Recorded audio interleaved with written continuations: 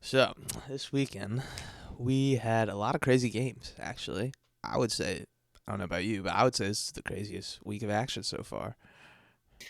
Yeah, I mean, it felt like Cam Ward and the Titans took all the Patrick Mahomes devil magic, all the losses, and they stuck it into one victory.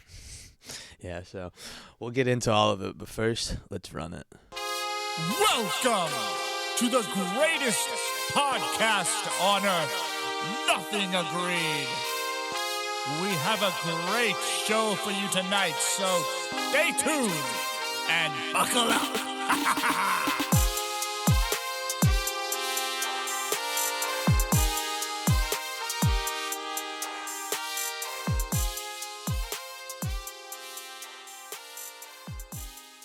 Yo, welcome back to another episode of Nothing Agreed.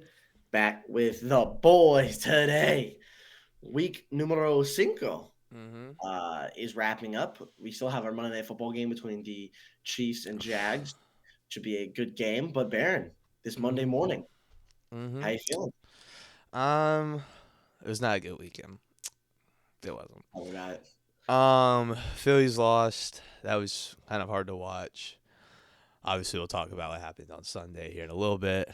Um, fantasy teams didn't do too well. Bucky Irving not playing really screwed me because all of my receivers had just played amazing in one league.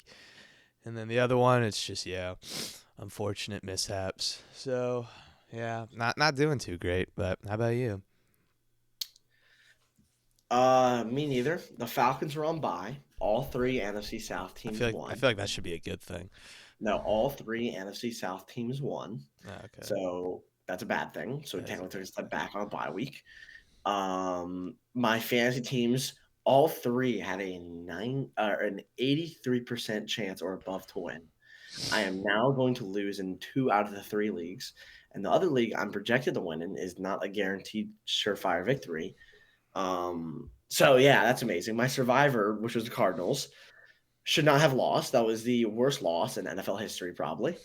Yeah. Right besides I think my one survivor victory when the Vikings beat the Colts, that huge comeback, is all coming back to me now because the last three times I've lost survivor have been the worst comebacks against bad teams of all time. I swear.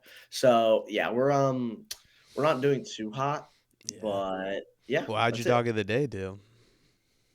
Well, we can get to that. We can get to both our dogs of the day. Well, we'll So usually talk about that on Thursday. So, yeah, but let's get but into the my Friday. game. Yeah, I was kind of gonna segue because I kind of like what we did last week. I think we should just talk about Sunday Night Football first. Let's do it. It's the most recent. It's what most everyone watched. So yeah, Patriots get it done. Squeak out the 3-point victory over the Bills. Um, coming into this week, there were two undefeated teams left. Now there's none. You could say those titans of industry have fallen. The Miami Dolphins can rest easy, as Chris Collinsworth said last night. But yeah, it's a pretty good game for the most part. Um, I watched.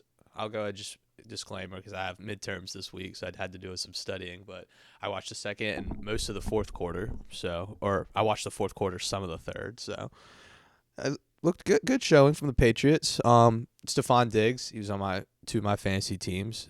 Big night. Good to see that from the guy. Not proven. He's still got some in the tank going up against his former team in the Buffalo Bills, and they put up an interesting little stat. He has the most yards by a former Bills player against the Bills in history, which is I mean, kind of yeah, if cool. you put up But yeah, that many yards, you're going to be right up there. You're going to be right up there. So this is the game. I think it was the Drake May world call. That's why I want to think it is because everyone knows coming into the season, Drake May was on the radars of being a standout QB. mm-hmm. First four games, he's had some good games. Mostly, he's had some moments where you're like, "Whoa, Drake May, you're still showing inexperience." But to go on the road against the undefeated Bills, a division matchup, notch a victory on Sunday Night Football, I think was the prime time world being awakened to Drake May. I think this was the coming out party for Drake May.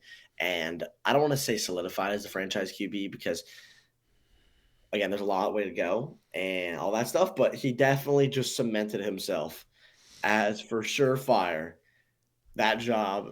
He looks good. It's going to be his.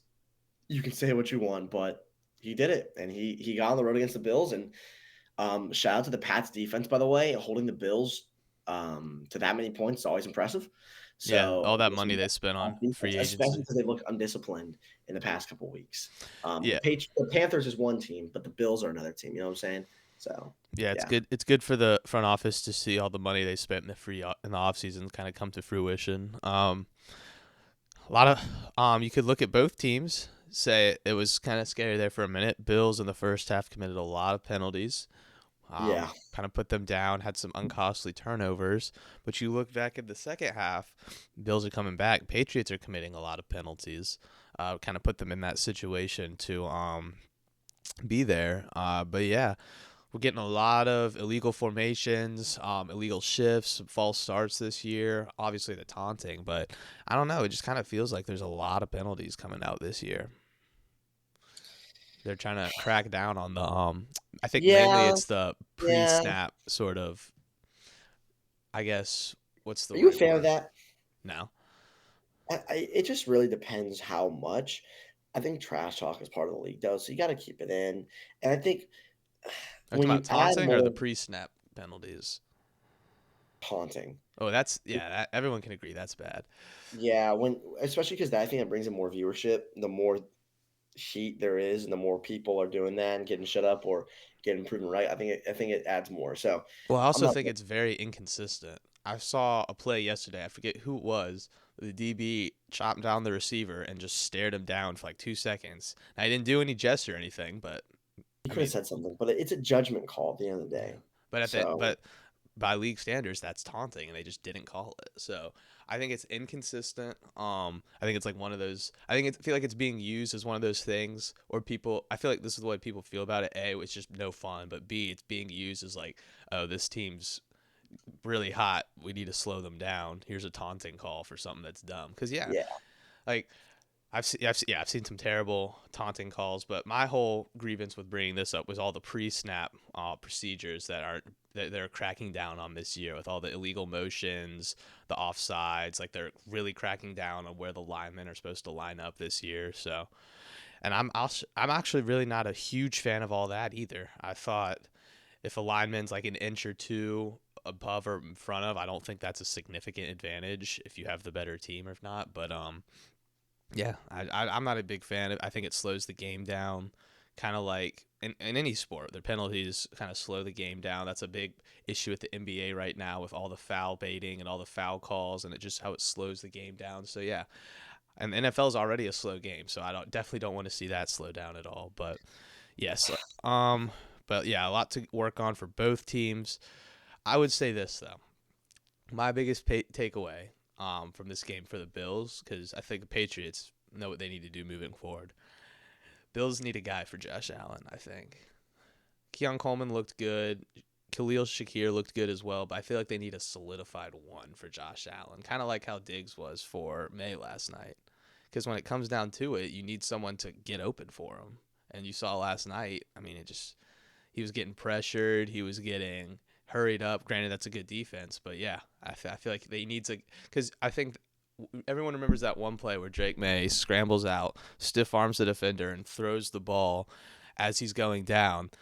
And that's a great play. But the other half of it is Stephon Diggs coming back to the ball and finger catching it right above the turf, and then pulling that in and then running for 10 yards.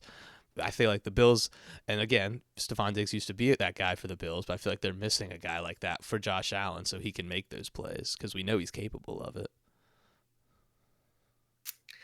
I don't think so. I really don't think so. And the reason why is because this experiment has already happened, and maybe you can say Stephon Diggs is a diva, da da da, but Mm-hmm. it ended up in flames. Yeah. And we've seen these wide receivers who get with these quarterbacks, and maybe this isn't the best example, but they want to become their own solidified person, right? Tyreek Mm-hmm. Hill was like, "Get me out of here! I want to become my own kind of man, and show that I don't need this type of quarterback." And when you had Stephon Diggs there, it was frustration because he wouldn't get the ball. And when you need to have a wide receiver one, you need to get them the ball. I mean, look at AJ Brown, right? Complains he wants the ball.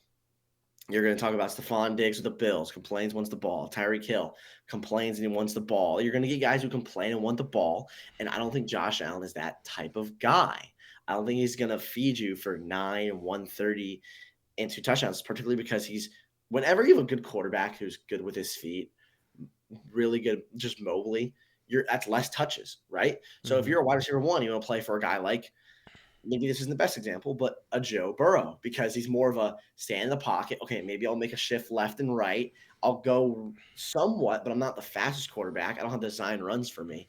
Mm-hmm. Meanwhile, you have Lamar, Josh Allen, Patrick Mahomes, all these guys who, once a play kind of blows up, they're not looking at the wide receiver one. They're looking at their tight end. They're looking at the wide receiver three on the slot, their check down guy, etc. So I personally think if you're going to go get a wide receiver one and pay a big fee, it may not be the roses and the flowers that it might be, especially for the wide receiver. That's fair, but I feel like there's definitely some guys in the league that are sitting there on bad teams and not getting an abundance of touches that are just being quiet about it all. So, granted, character is a big thing with wide receivers these days. Obviously, everyone's experiencing it at some point, but I definitely feel like there's guys out there for the Bills to at least look at. But we'll move on. We've got a lot of games to talk about on Sunday. Like we mentioned, 4 teams were on bye, so it's really not. But let's start in London, where the Vikings had a thriller against the Browns. I mean, the Vikings, all you have to say is they got to win, because honestly, I wouldn't be surprised if the Browns won that football game, Mm-hmm. particularly because that offensive line of the Vikings is so banged up, Yeah, and you're going against a really good defensive line in the Browns. But they got the job done. That's all you can ask for, especially with a backup quarterback. I know you're going to disagree with me on that, but again, that's just how the depth chart is. Got the job done. Shout out Jordan Addison for being benched in the first quarter, because what I read, he wanted to go look at London without the team. Good for him. And then catching the game winning touchdown. Good for him. So nice. So maybe there's some frustration there. I doubt he's going to get traded. I do That's what too. I'm. But yeah, no, that was Later down the games, I'll tell you who's going to get traded. okay. Yeah, I feel like I know who you're gonna say. But yeah, like you said, offensive line for the Vikings was horrible. Wentz got sacked 3 times, but he was getting pressured and hurried up almost all the time. Like it was abysmal to watch. But they stood tall when it mattered most. The game-winning drive, seconds left. Kevin Stefanski does this. Or O'Connell, sorry, Kevin O'Connell. And yeah, that's just how he does. Owen undefeated against debut quarterbacks, but I think that's the biggest story is Dylan Gabriel really didn't look that bad. Um, 2 touchdown passes. He had some very nice throws, some nice timing throws, and he had that nice over the shoulder throw as well. And then you pair that with your rookie running back Quinshon Judkins. He had over 100 yards. Granted, 23 carries, but I mean, don't look now. AFC North. I mean, we're about to talk about the Ravens here next, but yeah, AFC North is wide open as of right now, in my opinion. And I don't know. Everyone's talking about this rookie quarterback running back duo over in New York, but I feel like the one over in Cleveland might be better. That draft class is pretty solid from the Browns. Looking right now, Yeah. the draft class they Oh, got it's looking like an all timer for sure. looks pretty So good. yeah. I'm I'm gonna say if I'm a Browns fan, I'm kind of hopeful for the rest of the season. Granted, it's one game, and I don't know who they play next week, and we And have they to see. lost as well. I know, but still, if it was Joe Flacco that went out there and threw for 73 yards, and they ran for 2 touchdowns, and they lost in that fashion, they wouldn't be as hopeful. But They play rookie the Steelers quarterback next week. looked good, and they lost. I would argue the Browns won the majority of that game. They just kind of crumbled at the end there, and that's just great coaching, great quarterback, what great offenses do. But yeah, I feel like that's just part of it, and I don't even remember what I was looking for. But yeah, Browns are wide open in that division. That's my takeaway right now, or the division's wide open for the Browns right now. That's my takeaway. It's the Steelers division to lose. That's all I'm saying.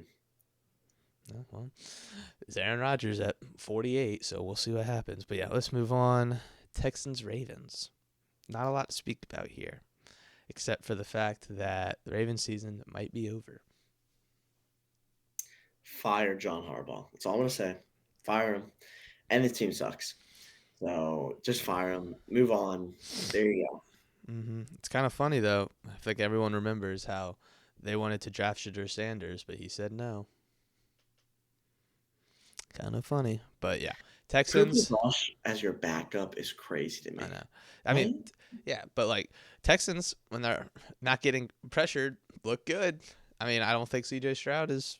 I don't think we can write him off yet. I think there's Yeah, still time. I think there's still time for him. you played the worst defense in the league. Exactly, Let's but you play the worst defense in the league. Let's not well, he keep it. played the worst offensive line in the league, which means that he played the worst defensive line in the league, which means his offensive line wasn't letting him get What, sacked every what, what, play. what we learned is that the Ravens' defensive line is worse than the Texans' offensive line. So now So we have that's a bad. number of who's worse. There you go. But Other than that, what it shows is when C.J. Stroud is given time, he still has it. Which is I other think than is that, I very think what this sad. shows is the Texans are still alive. They had 2 wins against 2 bad teams, but they're still alive. Mm-hmm. Another big shocker of the weekend: Saints held it down at home against Jackson Dart and Cam The, Scatterby the with those the Giants. favorite New Orleans Saints held it down. They were favorites this game, which is surprising to me. But we banned the Giants from our dog of the day, and it went up in flames because we thought that was a lock, and clearly it wasn't. So good win for Spencer Rattler's first career win as a starter. Mm-hmm. I'm gonna give him a gold star. You know that like thing with has like the star like that. Congratulations, you did it. Good job, Spencer. You finally did it. Defense looked good this game. Defense looked good this game. A lot of bend don't breaks and a lot of fumbles. 4 Mm-hmm. turnovers, 2 picks, I thought it 2 was 5 fumbles, turnovers. 5. Yeah. Yeah, I mean they did their thing. They held. Still not the biggest fan of the New Orleans offense, even though there's 26 on the board, but that's obvious. So the fact that you can get big plays from your offense, you can get a good amount of turnovers, you're going to win that football game, especially if it's in the dome. And shout out the New Orleans fans, by the way. They were pretty loud when I was watching that game. Well, I So think a lot of them understood that was like the one game this season they might be able to win. they play the Falcons twice. So Yeah, I guess that's fair. and the All right, Panthers whatever. twice.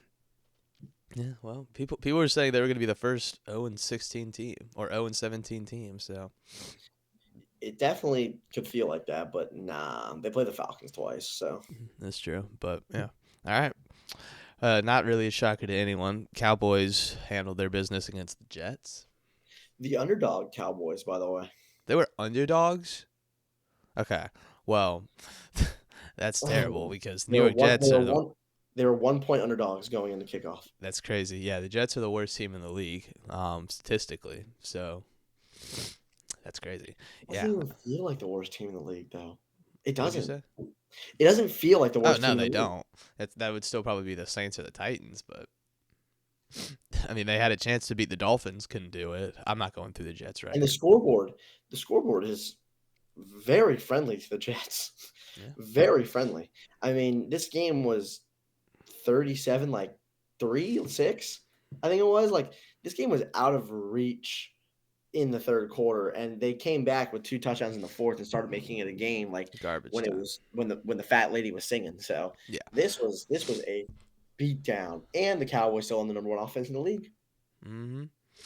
And their defense really just got a confidence booster because yeah, that Jets team's gonna be terrible. So who are they taking with the first overall pick this year? You gotta. I don't know. It's really bad. The quarterback class this year is Mhm. really like up in the air. Right now, Oh, it'd I probably know. be Fernando or Lenoris, but Okay. yeah, we'll see. I don't like Fernando as a number 1 overall pick. So yeah, Yeah. Looks like the Raiders might also be looking for a quarterback this offseason because they got dismantled by the Colts, and sounds like Damian Lillard has his opinions on who that quarterback should be. yeah, I'm not gonna agree with that opinion, but Nah, you can that's say what just you that's want. just Yeah, that's just yeah, online yeah. chatter, I but know, I know, I know. I feel bad for the Raiders. I I feel bad don't. for the skill position players on the Raiders. I don't. They signed Geno Smith. They knew what was That, happening that's going not who I'm into talking it. about. I feel bad for Trey Tucker, Ashton Genty, Jacoby Myers. That's who I think is going to get traded right there, Jacoby Myers. Yeah, I I think think he's going to that's get traded. You look at probably. that game, Trey Tucker was easily the number 1 wide receiver on the field the last couple of weeks. Jacoby Myers has the talent to be somewhere else. He's not like he's a young guy, so he's going to get traded, in my opinion. Probably. And I just feel bad for the skill position guys that are on offense. Yeah, because they're playing with Geno Smith at the Yeah, age the of defense fucking 38. blows. Yeah, that too. The defense blows. Well, that too, but yeah. Colts got back in the win column. Jonathan Taylor had a nice little hat trick. We're not fumbling out of the end zone, so yeah. Indianapolis, I think they're feeling pretty good. Good for them. Yeah, Dolphins, Panthers. How do you do, Carolina? Hum diddly dee. 2 wins. Look at your speed. 2 wins on the season now for the Carolina Panthers. That's the same as my Falcons. Mm-hmm. I wonder who one of those wins is also against. Yeah, 30 to frickin' 0. You're 30 to frickin' 0, dude. Well, actually, they have more losses than y'all, so you should still be ahead, right? Yeah, because we had a bye. But what a game from Bryce Young. Bryce Young in the first half might be there with Nathan Peterman. Literally. I mean, he might be there as the worst quarterback to touch a football that has got multiple starts. Second half, like Bryce Young, like he goes from the infant stage to the kid stage, and object permanence is no longer a thing. Like he understands that peekaboo isn't fun anymore, and he understands that objects can move. And he hits the football right where it needs to be, and he looks like a good quarterback. I mean, it's freaking hilarious. This is still his last year unless something crazy changes. But yeah, I think fire Mike McDaniel. Just get it done. Just blow it up. I mean, blow up the entire from owner top down the Miami Dolphins. Just get rid of all of it and restart as a franchise. Oh yeah, no, I've been saying that. That organization's not serious. They don't care about winning Super Bowls. They just care about money. The same could kind of be said for the Panthers. So yeah, who knows what the future for those franchises hold? But it does not look bright. All right, now I got to talk about Broncos Eagles. Is there anything that you want to say before? The argument of Eagles versus refs is a horrible argument. The Broncos had 75 more penalty yards. It was a late hit, obviously. I actually think, was it the Dallas Goedert pass interference was a pass interference. Mm-hmm. The one down the left sideline was pass interference. I don't think the one near the end zone was a pass interference because he barely made any contact with him. At the end of the game? Yeah, the second last play for the game. I don't think that's PI unless I saw something wrong. On the 3-yard line? Yeah. Yeah, it's blatant pass interference. What are you talking about? He's holding onto the side of his jersey, pulling his arm away from reaching out for the ball. That's holding, not PI, because the ball wasn't in the air yet. No, the ball. He's reaching for the ball as he's fading away to go out of bounds, and he's holding on to the side of his jersey that he's reaching with. That's blatant pass interference. The ball might have been a little bit behind him. Y'all deserved to lose this game. I'm not saying. Yeah, I'm not going to say that we played a great game, and I have thoughts to say about that. But can't say that wasn't intentional grounding, and you can't say that wasn't. No. That is not intentional grounding. Yes, it is. In the area. There's a receiver in the area. It's 10 yards behind him. No, it's not. Yes, it was. He's on the side. The ball lands like right here. The receiver's right here. The ball's all the way behind him over there. You're acting like it's on the other side of the field. I know it's not on the other side of the field. The ball lands maybe 4 yards away from him. It lands like 6 or 7 yards away from him. It's not intentional grounding. Yes, it was. It's not. That's the definition of intentional grounding. He's throwing the ball away out of a sack where there's a receiver is not looking at the ball, and he's not even making it past the line of scrimmage. That's the definition of it. Not looking at the ball. I know, but it's still not at the receiver. He's throwing it 10 yards behind him. Okay, regardless. It was intentional grounding, and that's pass interference. Blatant calls. 2 blatant calls. But regardless. And the late hit was also not. That was a terrible call. That was a late hit. That was definitely a late hit.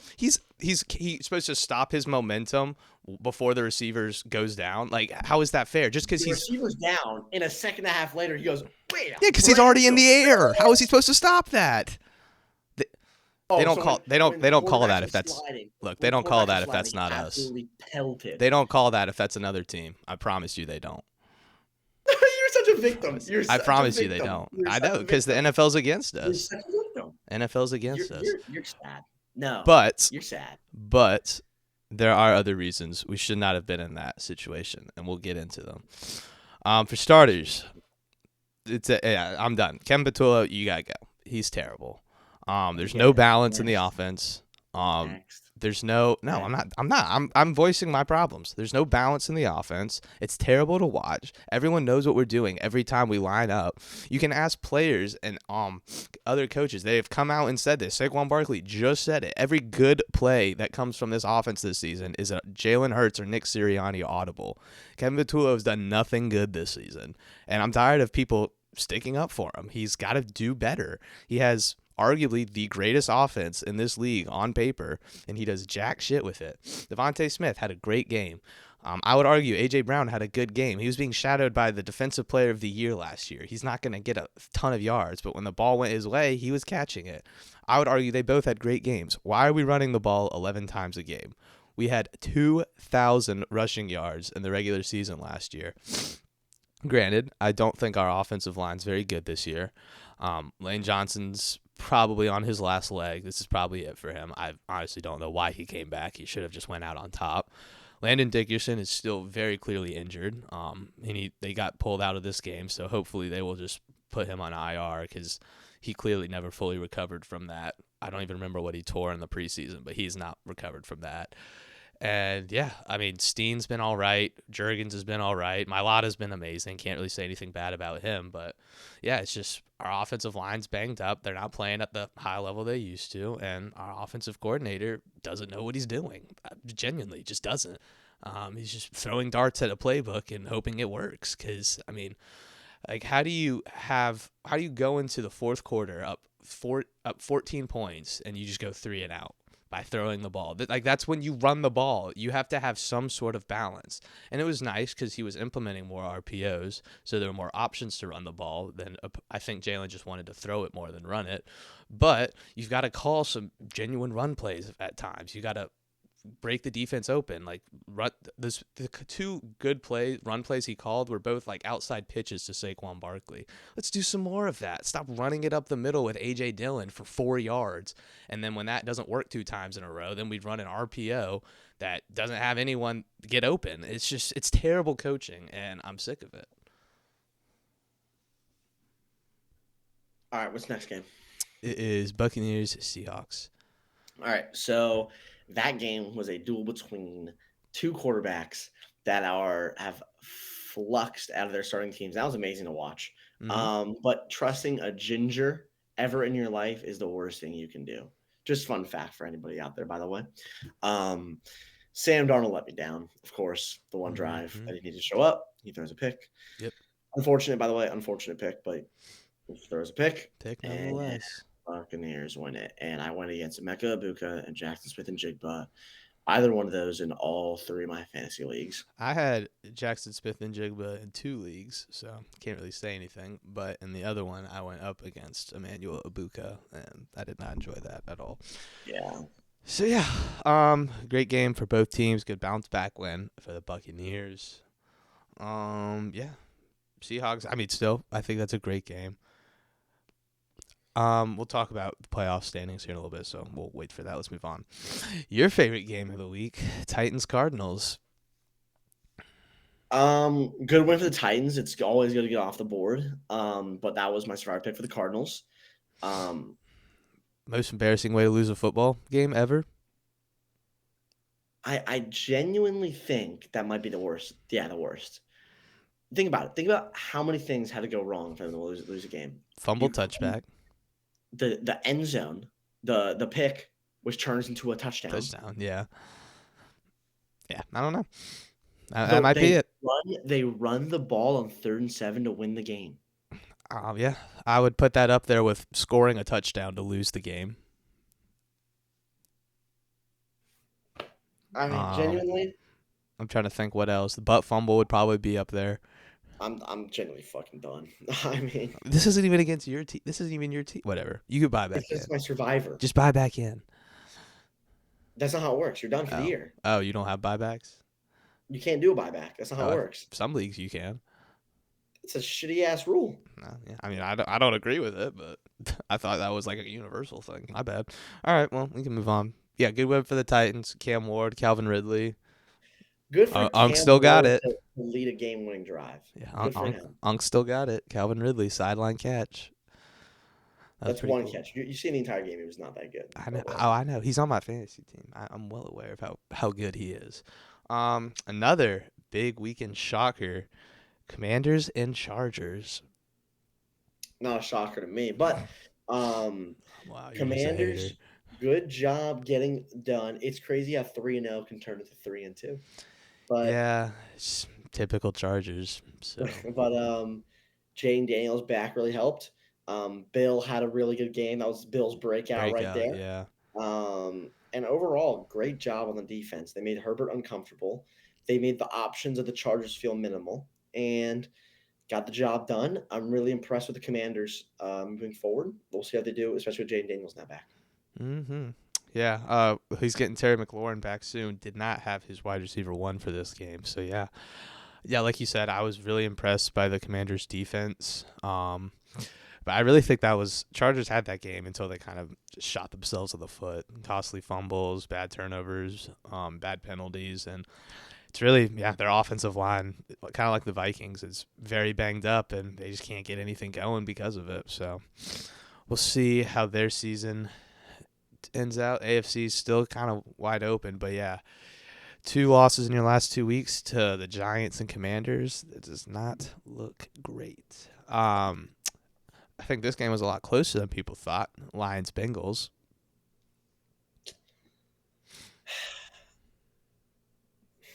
Also, I'm going to be starting Jared Goff over Drake May for the rest of the season. Okay, Jared Goff probably had a better game fantasy. Yeah, no, I was just kidding. Oh, okay. We had that discussion on Sunday. I don't know if you I told you to start Drake May. But it's okay. I was thinking that same thing. Well, did Jared Goff have a much better game? Yeah. Okay. Word. Well, I mean, it was basically what we broke down is Drake May is going to get bottled by the Buffalo defense for most of the game, so he's not going to get a lot of opportunities to do much. And then Jared Goff's going to throw for like 5 touchdowns. How many points did Drake May put up? I thought he had a decent game. Let me look. I actually didn't look his final stat line. I'll talk about the game. You look. You go. Let me know. First of all, this game was over in the second quarter, basically. So this game was not close. It was just Jamar Chase. Thank you so much, Jamar Chase. You saved my fantasy week this week to make me now probably gonna win. But what a game it was from the Lions offense, of course, as usual. Lions defense, impressive with the turnovers. Not so impressed with Jake Browning, of course, but he stepped up near the end.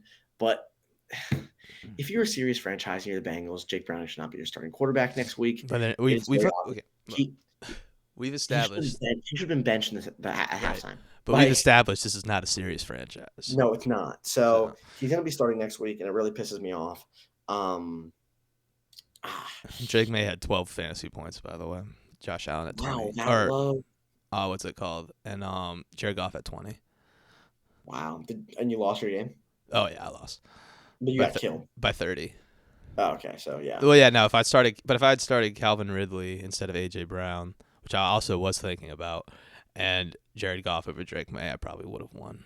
But you never know because I went up against Ibuka, so. This week was amazing for me on fantasy because I went in my main league, my paid league, my main league. I went from I was 55% favorite to win. I went down to a 39, and I jumped all the way up to a 93. And within 15 minutes of fantasy, I was down to a 33% favorite. I actually have a good story for you. And now I'm up to 95. I was losing by 100 points. And granted, this is my serious league, so we have different rules. And I'll just go ahead and explain them for the league. If a receiver or running back ever nets over 100 receiving yards or rushing yards, they're granted an extra 10 points, which is a little bit. It is a little bit much. Yeah. Yeah. Well, I think that's stupid. I think there needs to be some middle ground. I think 5's good. I think 5's good. 5, and everyone thought that was too much. So I think that's perfect. League vote, because I'm the greatest commissioner of all time. We did a league vote, and we put it down to 2.5. I think our league would still vote for this, but I was losing by a lot, basically, before the afternoon slate starts. Then I have Amon-Ra St. Brown, 28 points. Jackson Smith and Jigba, 37 points. Stephon Diggs, 34 points. So now I'm down 9 points. Or no, I'm down 19 points. And he has Harrison Buckner left. I've got Trevor Lawrence. So we are praying for a Trevor Lawrence masterclass tonight. I need the best game he's ever played against Patrick Mahomes under the lights. Where's this game? Is it in Jacksonville? Yep. Thank God. I need Trevor Lawrence. And if you fail me, Trevor, on this, I'm calling it. You're a bust. You're a bad NFL quarterback. I'm gonna be on your ass if you screw me over this week. That's it. So yeah, we'll talk about that now, actually, because that's tonight. Let's go ahead and jump into it. Let's finish off with this. Let's do it. Oh, we're gonna finish off something else, but yes, let's talk about this. Chiefs Jaguars. Who's winning?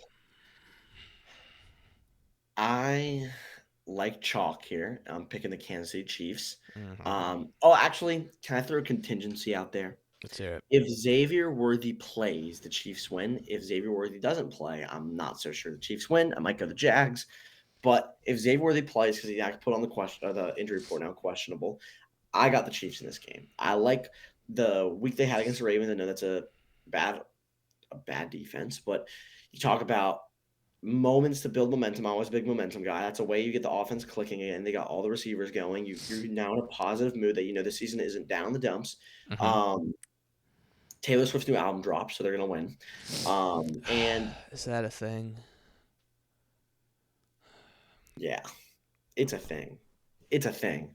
And I feel like they're gonna be an opalite, and not suffer the fate of Ophelia. That was a Taylor Swift joke, by the way. I really hope they lose now. But I got that. I think this is a Mahomes game. I like Mahomes in this game. I don't know if Travis Kelce can do well. I need him to do well, but yeah, I like the Chiefs to win. I'm gonna go 24. I'm gonna go 24-23.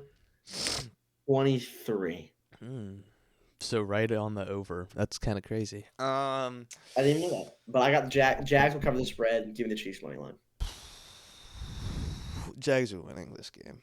Let me tell you why. They have actually sneakily had a very good defense this year. I feel like not a lot of people are talking about that, but their defense has been pretty good this year. And we've just seen what the Chiefs have been they kind of struggled going up against good defenses this year. Look at their game against the Chargers. Look at their game against the Eagles. Kind of some struggles there. I mean, even look at their game against the Giants. Struggled for most of that game. So, what I think this comes down to is Trevor Lawrence and the offense capitalizing. Brian Thomas Jr., we need you to remember how to catch tonight. Travis Hunter, we need you to play like the number 2 pick that you were. Trevor Lawrence, we need you to play like the number 1 pick that you were. So, yeah, but is that all possible? Yes. Travis Etienne had a great game. They have a good running back room. I like their offensive line, not too shabby.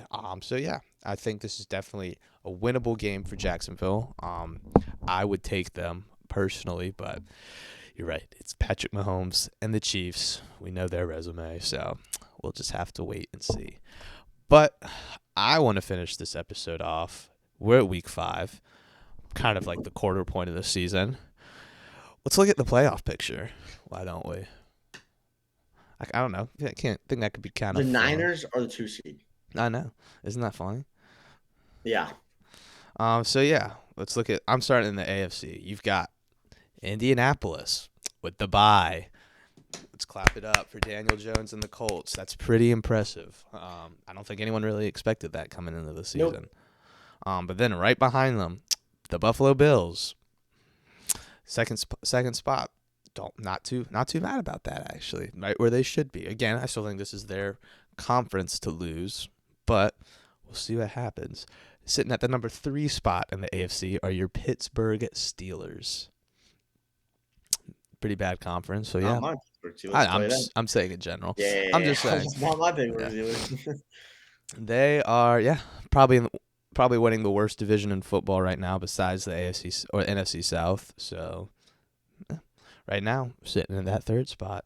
And number 4, despite their ugly 2 losses, are your Los Angeles Chargers. It's really, really helpful when you beat all 3 of your division rivals to start out your season. So, they're sitting at that 4 seed, but as of right now, and I guess this is also depending on tonight's game goes, but as of right now, they would be playing the Jacksonville Jaguars. This time it would be in LA at Brooks, but we all remember what happened last time those teams played. The Pittsburgh Steelers would be One of the taking greatest on. betting nights in my life. That's what happened. You're right. The Pittsburgh Steelers would be taking on the Denver Broncos, coming off a That's hot Broncos. win against the defending champions Eagles. Who would you take in that game? We don't know yet. Oh, yeah, thank you. And pretty deservingly so, after taking down one of the best, your 7th seed, fighting in that rematch as of right now, are your New England Patriots. Against the Bills, give me the Bills in that one. Yeah, I would also take the Bills at home in the playoffs, but yeah, give me the Bills. We don't know. I mean, we just got to kind of wait and see. And granted, you got the Chiefs right there at the 8 seed. If they win tonight, they'll probably move up in here, and the Jaguars will fall out. Cincinnati's sitting right there at 9. Make a trade. Come on. It's not over. It's not over, yeah. But if I'm being honest, the only team I can see coming back from this, I can't believe I'm about to say this. The Chiefs, I can see coming back. If the Cincinnati Bengals don't make a trade, I don't see them coming in. Texans. I don't want to give. I'm not 100% out on the Ravens yet. That's fair. Lamar Jackson's going to come back, and we'll see what Lamar they can Jackson will come back.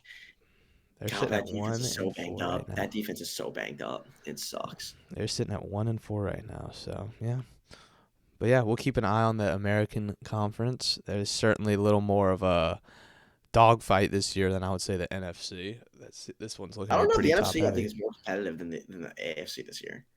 I would argue they're both very competitive, actually. So, but we'll see. Because you look. Okay, you know what? First of all, give the NFC standings and let's talk about it. Yeah, let's do that. Number 1, still no change. Philadelphia Eagles. Number 2, kind of a shocker. You mentioned it earlier. Your San Francisco 49ers. Big win from Thursday Night Football, so that'll help you out a lot. Number 3, probably the most guaranteed team to make the playoffs, the Tampa Bay Buccaneers. Yeah. 4-1. All these division leaders are 4-1. And then right there at 4, you have the Detroit Lions.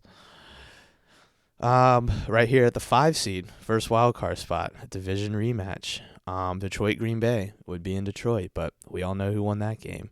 Yeah, and this tie for Green Bay is gonna be helpful for them because while they have 2 wins, they are the 5th seed over some 3-win teams. Yeah, so tie is working in their favor for now.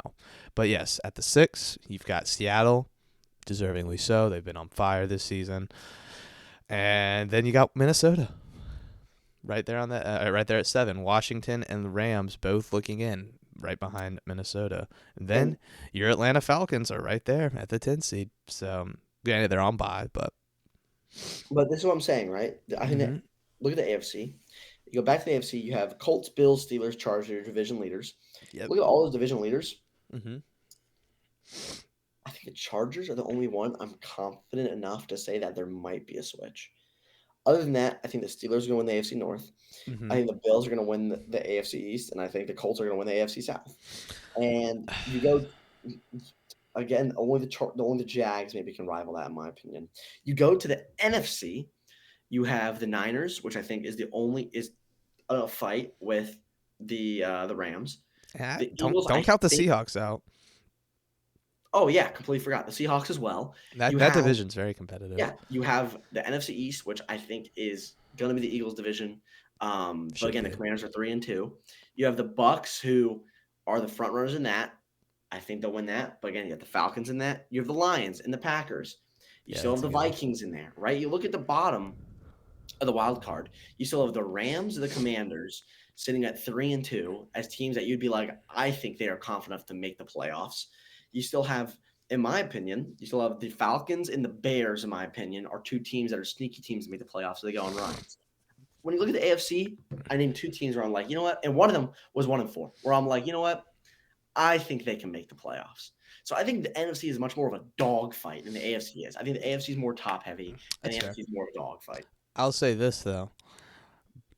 Buffalo, as of Week 5, Buffalo's the only AFC division winner I could see. Granted, we have to see how Jacksonville plays tonight, but if they come out and beat the Chiefs in a fashionable manner, then that division's not sealed up. We already Oh, talked it's a about high record.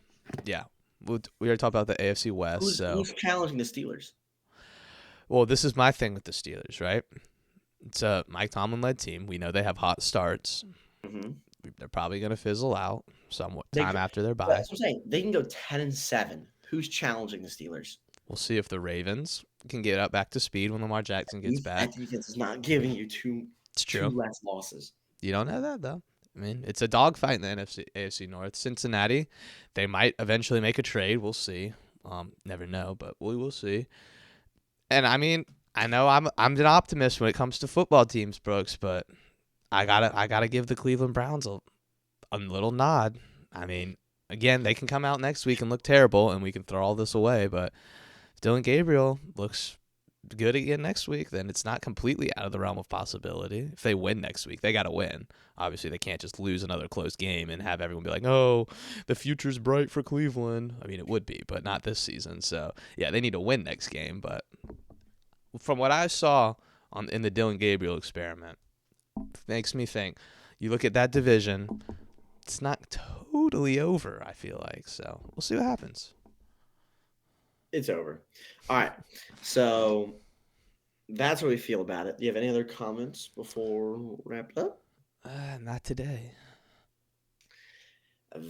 That'll be another episode of Nothing Agreed. Hopefully, we didn't keep you around too long and try to make you think you're a career woman, that you actually want to invest in something else.